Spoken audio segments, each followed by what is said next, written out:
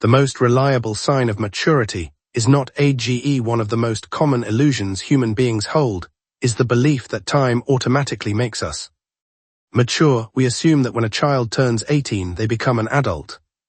When someone gets married, has children, buys a house, or takes on social responsibilities, they are considered mature. Yet life quietly tells a different story. We can meet people well into their 60s who still behave like wounded children. They become angry when things do not go their way. They continue to blame others for their suffering. They keep running from the truth about themselves behind familiar excuses. At the same time, we occasionally encounter remarkably young individuals who possess an extraordinary sense of calm. They understand themselves, take responsibility for their emotions, and face reality with humility. This forces us to ask an important question: what does it truly mean to be mature? The ancient Greek philosopher Socrates once said, "The unexamined life is not worth living." Perhaps this is the first real definition of maturity, not growing older, but beginning to look within, not adding years but adding awareness. Most of us enter life believing we know ourselves well. We know what we like, what we dislike, whom we love, and what we want. Yet the longer we live, the more we realize that we are like a house with many rooms that have never been opened, forgotten memories, buried pain, fears disguised as confidence, wounds dressed in the clothing of pride, and strangely enough, we often spend thousands of hours trying to understand the world, while dedicating very little time to understanding the one who is looking at that world. Human beings have named the stars, explored the oceans, and built machines capable of traveling into space. Yet we are frequently defeated by our own emotions. The psychoanalyst Carl Jung once wrote, "Until you make the unconscious conscious, it will direct your life and you will call it fate." Those words contain a frightening truth. Many things we call fate are actually wounds we have never recognized. A person who is repeatedly drawn into toxic relationships may believe they are simply unlucky in love. But sometimes what is operating is not fate, it is childhood. A person who constantly feels inadequate may believe the world is excessively harsh. But sometimes what is speaking is not reality. It is the echo of criticisms heard years ago that still linger in the mind. Maturity begins when we stop asking, "Why is life treating me this way?" and start asking, "What within me is causing me to see life this way?" That moment is painful, but it is also liberating.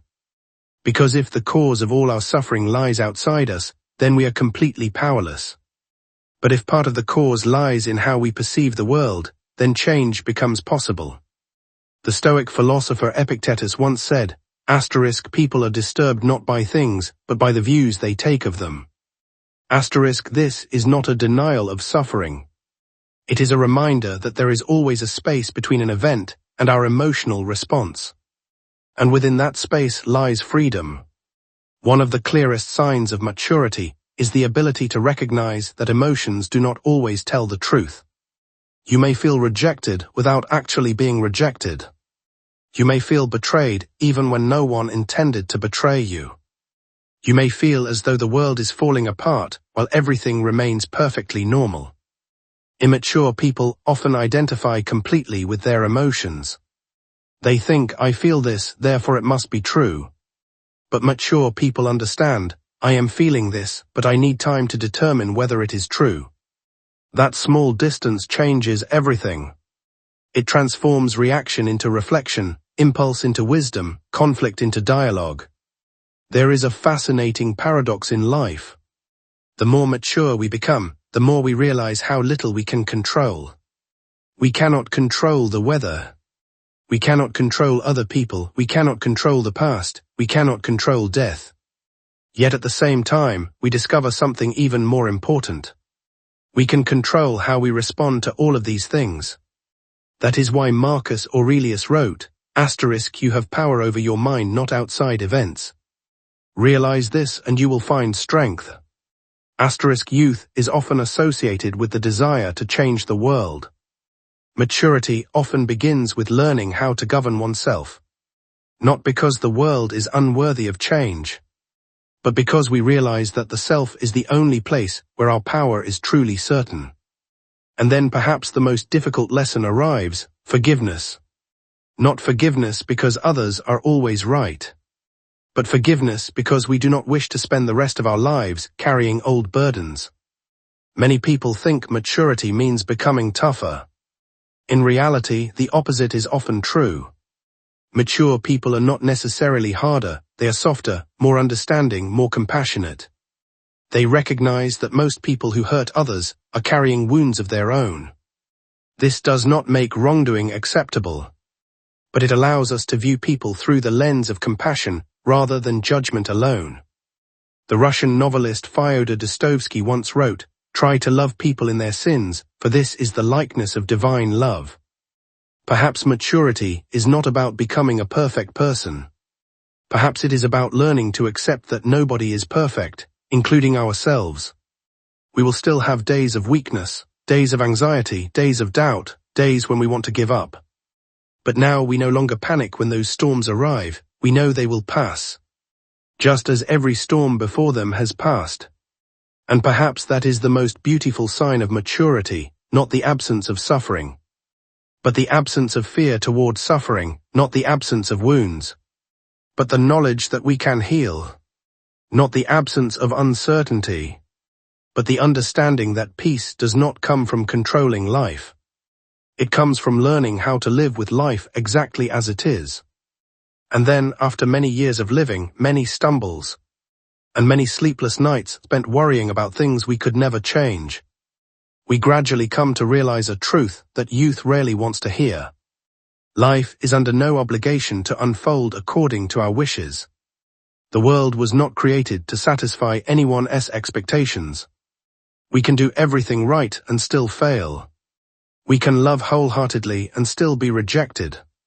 We can be sincere and still be misunderstood. We can spend a lifetime trying our best and still not achieve some of the things we desire. When we are young, we often see these realities as unfair. But as we mature, we begin to recognize them as a natural part of existence. Perhaps this is why the ancient Chinese philosopher Lao Tzu once said, "If you accept everything exactly as it is, the whole world becomes yours." At first glance, this may sound like surrender. But in truth, it is a rare form of strength. Because fighting reality is a battle that can never be won. We may become angry because it rains, we may resent growing older. We may hate what happened in the past. Yet none of these forms of resistance can change reality. They only add to our suffering. A mature person understands that acceptance does not mean enjoyment. Acceptance does not mean agreement. Acceptance simply means seeing reality clearly before deciding what to do next. You cannot repair what you refuse to acknowledge. You cannot heal what you deny. You cannot grow if you are constantly arguing with reality. Some people spend their entire lives trying to prove that they are right. Yet they never take the time to ask whether they are truly happy. Because sometimes being right and being at peace are not the same thing. Perhaps one of the deepest signs of maturity is no longer feeling the need to win every argument. You no longer feel compelled to correct everyone.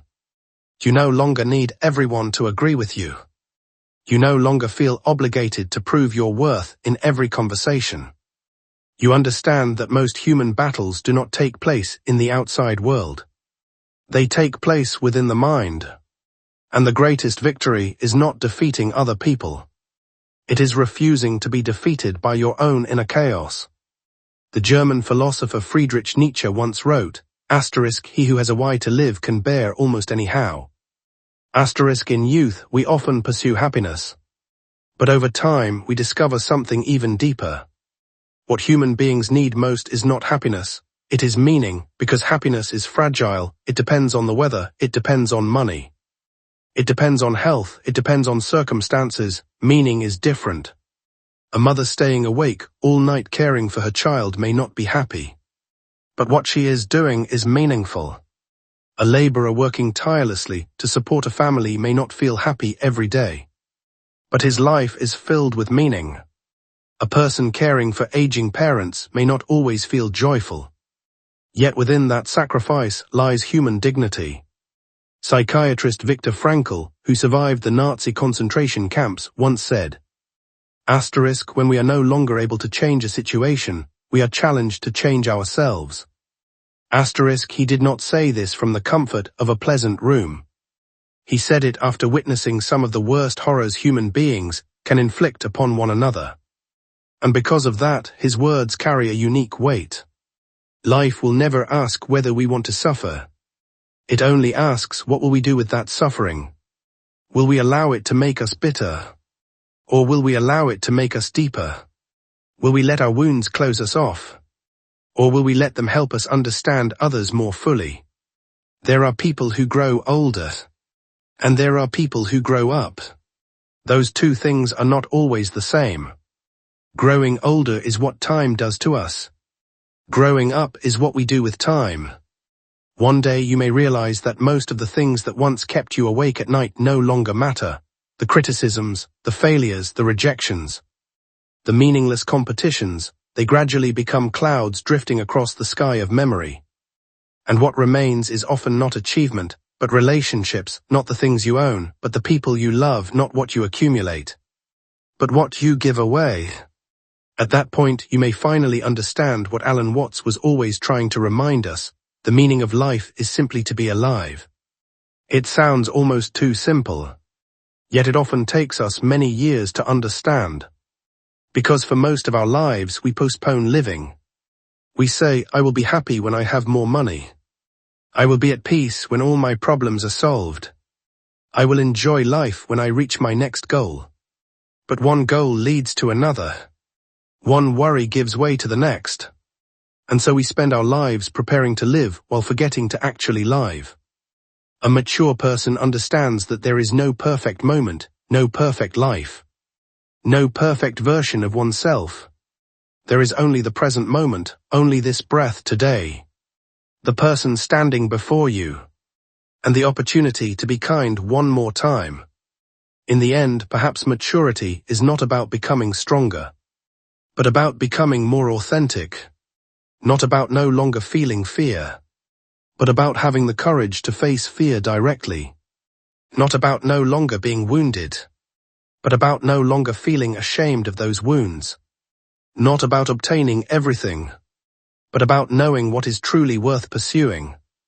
And when we look back upon the long journey of life, we may realize that maturity does not arrive in a single moment. It arrives through thousands of realizations that we were wrong. Thousands of times getting back up after failure.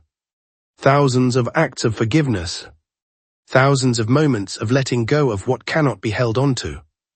It comes from gradually becoming less arrogant, less judgmental, less fearful, and more compassionate. Perhaps that is why the wisest people often appear so ordinary. They have nothing left to prove, no need to impress anyone, no need to be admired. They simply live quietly, love quietly, learn quietly, give thanks quietly, and in that simplicity they discover what most of the world spends a lifetime searching for, a peaceful soul. Because after all, the greatest success in life may not be wealth, fame, or power. It may simply be the ability to sit quietly with yourself on a peaceful afternoon and feel that you have truly grown.